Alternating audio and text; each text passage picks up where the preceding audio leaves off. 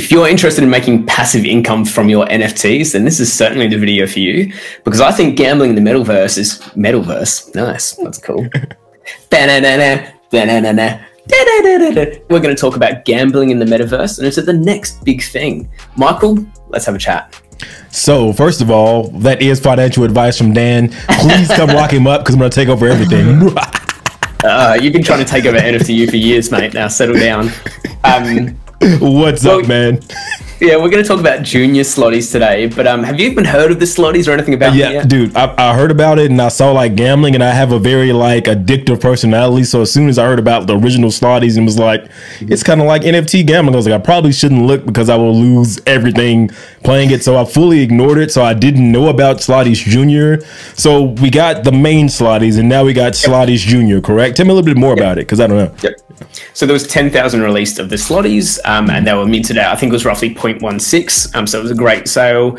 They're now at 1 ETH, and they sold out in like 5 minutes from that sale. And we had the juniors recently, 2 weeks ago today, and they sold out in 2 minutes, I believe, at their public sale.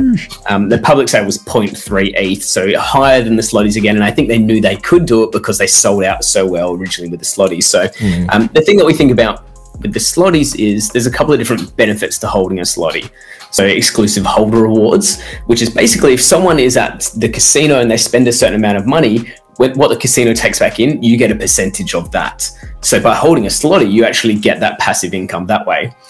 The other thing is, if you're actually into gambling, you can get something called rake back, where if you go to the casino and let's say you're on roulette and you lose $100, you can actually get a percentage of that loss back as well. So that's rake back, and there's EHR. So see, the rake back confuses me because it's like they give you the money back, but where's the money come from? I don't know if you went this deep, but I'm curious on where the rake back money comes from, because I can't think of a real life casino that actually gives money back. I can imagine being in Vegas and getting money back. It doesn't happen. Well, it's not a crazy amount. They do have their own tokens. So the other benefit of holding a Slotie is you do create your own tokens. So the tokenomics, I don't think they've been fully released, but every day there's a certain amount released back into the ecosystem, which is then used in the casinos. It's rewarded back to people as well. So I believe they talked about structure of how other casinos worked. I haven't looked into that too deep, but it's a very smart team behind it, and they're pushing a lot of marketing, which is what I like to see as well. But they're always answering things. But the reason why we're talking about this today and why it's hot property today is the reveal of the juniors actually happened this morning. Okay. And one thing I want to talk about when we go into reveals is using snipers, using things that kind of calculate rarities can be quite dangerous. And this is what happened this morning, because people that were watching this and going, hey, the juniors metadata has been released, and let's go in, let's try snipe one that's high rarity. But the problem was only half of them had been released. And the reason why only half had been released is because half were set aside for breeding, and so a little bit more than half have been released, I should say.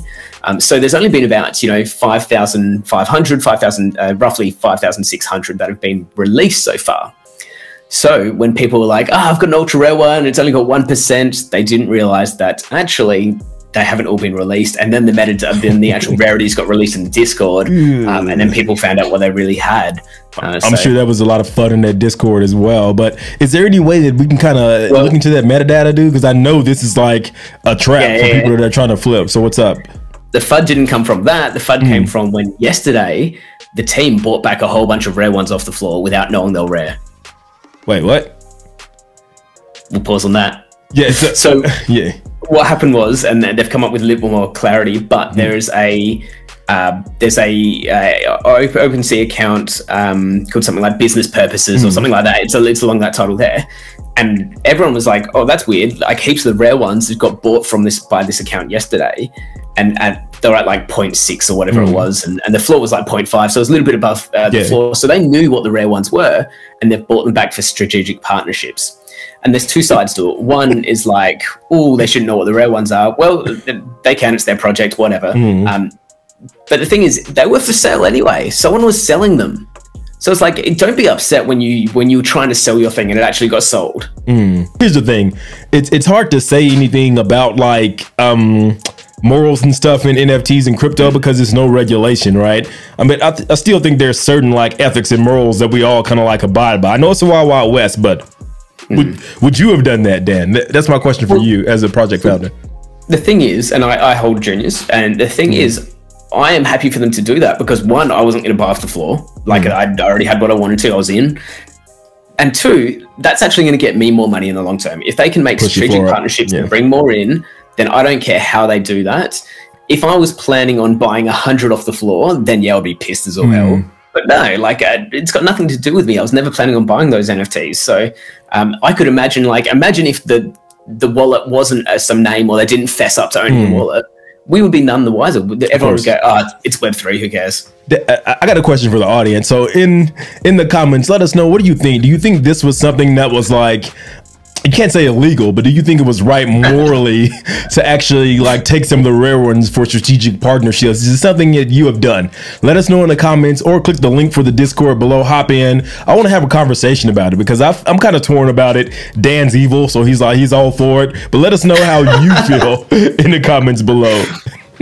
Other thing that we wanted to talk about today is like when a project gets released, how do you actually know that the metadata has been pushed and is live for people to scrape and pull out that information? So, all of us who have ever been in a reveal know that when you hit the refresh metadata button on Opensea, it might take minutes, it might take hours sometimes for that data to get pulled down. And Opensea fortunately has got better over time.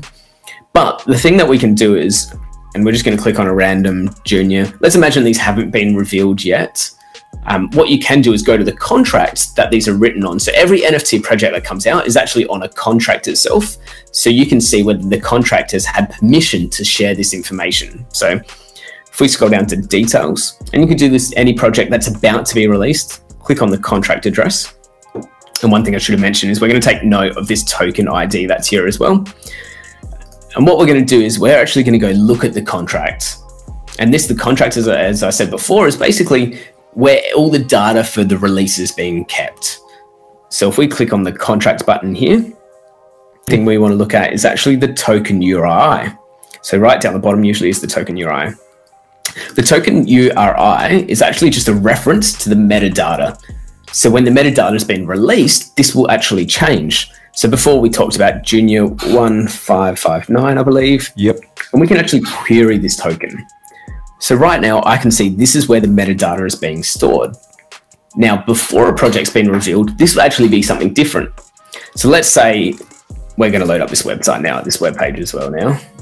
But you can see all the information about the metadata is here already. So this is loaded instantaneously because it actually references where the metadata is being stored, which is actually their website or their server or hosting service. One thing I'll highlight again, though, because I think when you watch a video like this, you're thinking like, oh, I can find the metadata early. No, you can't. Like it's literally going to say unrevealed or whatever else they want to put in there. This is after advance. It used to be back in the day, you could do stuff like this to get it work, but people have gotten smarter. So the thing is, as soon as, when you know how we were talking about before on the contract, how you've got the write section, as soon as they write to say metadata has been revealed, that's when you can see this information here. So it's still on the onus of the project owner to release this information, but going to this section is actually quicker than Opensea.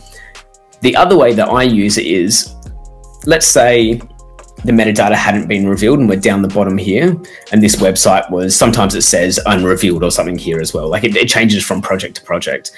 But let's say we're waiting for it. I could keep on clicking this query button until that website down the bottom changes. As soon as that website changes, I know, hey, chances are they've released that metadata. And that's when you can go back to your sniping tools and go, okay, this should be loading now. Where's my action? 100%.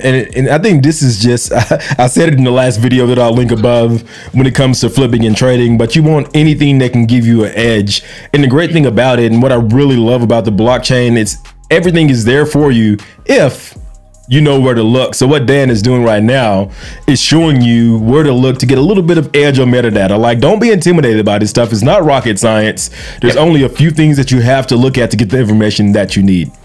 All right, so we've showed you a project that is revealed. We'll just really quickly show you a project that hasn't been revealed yet. And maybe we should have started the other way around, but we're here now. So if we go to details, go to the contract. This is 2956. We're going to go to contract. I love how they've got a picture here. That's cool. Dope. Read contract all the way down to token URI. Sometimes it's labeled something different as well. And then it was 2956. It can be any number from the project. So if I held one, I would look at that one there, and we query that. So right now we can see that it says invisiblefriends.io/API 2956. So let's open another website, another page, search what that says. So it says name Invisible Friends 2956, description hiding in the metaverse. So this basically says that this has not been released yet. This is still hiding. So what I would do is keep on querying this. If I know if it's going to be revealed in the next couple of minutes, I'll keep on querying it until that website down here changes, and then I'll know the metadata has been released. Straight away. And yeah, it makes sense. But here's the thing, like what Dan is really looking at now, like we always talk about trying not to hold anything through revealed. So if you do have an invisible friend, if you hadn't flipped it for a crazy amount of money already, which you probably already have, but if you didn't, this is a great thing for you to be able to use to be like, okay, they've already tweeted out they're revealing in the next few minutes. Go ahead and get ahead of everybody else and be like, oh, I didn't get a rare. Let me get the heck out before. Or if you do get a rare, you can flip it for a little bit more money. But odds are most of the time you're going to be looking at this and be like, okay, here's the rank of what my stuff is. Here's the attributes, and it'll help you know how to actually price it. The one thing I want to kind of get across in this video is use the data to set the price on your NFT. Don't just do it willy-nilly. If you do, somebody's going to snipe you, probably one of us. But in order to make sure that you're maximizing your opportunity, use this data. If you like this video and want to find out a little bit more, click the video above. Peace.